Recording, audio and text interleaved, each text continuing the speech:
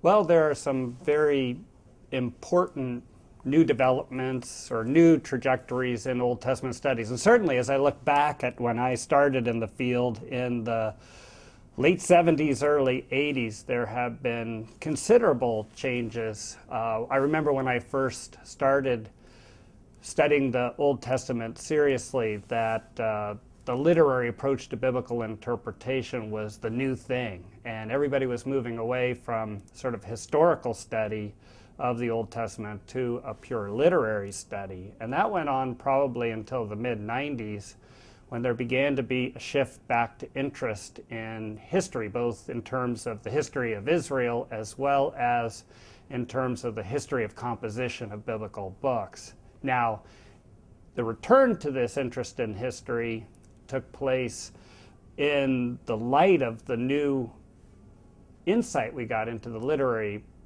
study of the Old Testament.